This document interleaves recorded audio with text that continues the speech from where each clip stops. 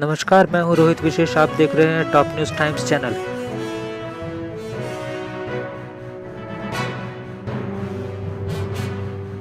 पहले ही कोरोना महामारी से जूझ रही उड़ीसा सरकार के लिए तूफान ने एक नई मुसीबत खड़ी कर दी है। बंगाल की खाड़ी में बना चक्रवाती तूफान अम्फान सोमवार दोपहर और गहरा कर सुपर साइक्लोन में तब्दील हो गया। अक्टूबर 1999 के बाद ये पहला मौका है जब बंगाल की खाड़ी में कोई सुपर साइक्लोन बना हो। भारतीय मौसम विभाग का कहना है कि तूफान की उच्चतम रफ्तार 220 से 240 किलोमीटर प्रति घंटे तक हो सकती है। हवा की गति 220 किलोमीटर प्रति घंटा या उससे ज्यादा होने पर उसे सुपर साइक्लोन का दर्जा दिया जाता है। अनुमान के मुताबिक आश्वस्त करने वाली बात यह है कि 20 मई की शाम पश्चिम बंगाल के दीघा और बांग्लादेश के हाथिया द्वीप के तट पर पहुंचते पहुंचते तूफान की गति कुछ कम हो जाएगी। IMD के महानिदेशक डॉक्टर मृत्युंजय महापात्र ने कहा कि उत्तरी दिशा में आगे बढ़ते समय तूफान की गति कम हो जाएगी और ये दोबारा बहुत खतरनाक चक्रवाती तूफान बन जाएगा। तट पर पहुंचते समय इसकी गति केवल 150 से 165 किलोमीटर प्रति घंटे तक रहने की उम्मीद है। लेकिन इसके बावजूद तटीय उड़ीसा के 12 जिलों में अम्फान के कारण मंगलवार से भारी बारिश होगी और तेज हवाएं चलेंगी।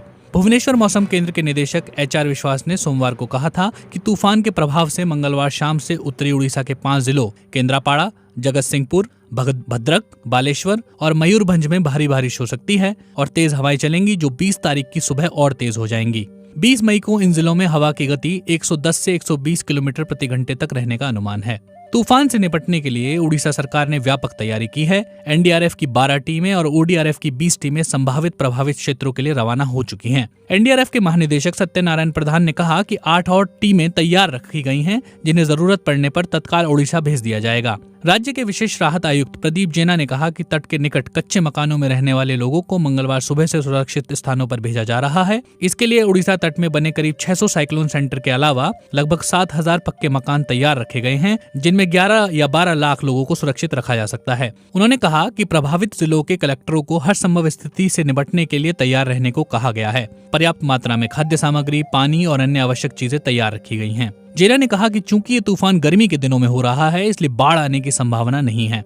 उड़ीसा सरकार के लिए सबसे बड़ी चुनौती ये है कि तूफान की मार उन्हीं जिलों जाजपुर, भद्रक और बालेश्वर में सबसे ज्यादा होगी जो पहले से कोरोना वायरस से जूझ रहे हैं।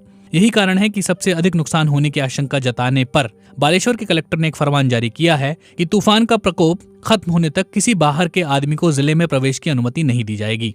तूफान के कारण प्रवासी श्रमिकों को लेकर आने वाली श्रमिक स्पेशल ट्रेनें भी राज्य सरकार के आग्रह पर 20 तारीख तक रद्द कर दी गई हैं।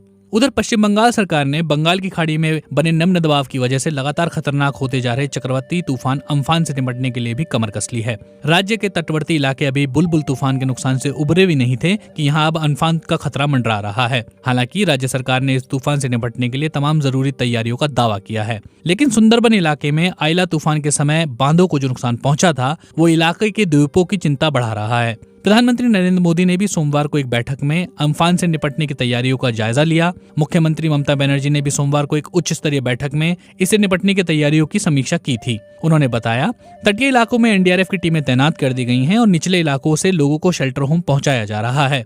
इलाके में तिरपाल के अलावा पर्याप्त राहत सामग्री का स्टॉक जुटाया जा रहा है। सरकार ने तूफान पर निगाह रखने के लिए मुख्य सचिव की अध्यक्षता में एक उच्च स्तरीय समिति का गठन भी किया है।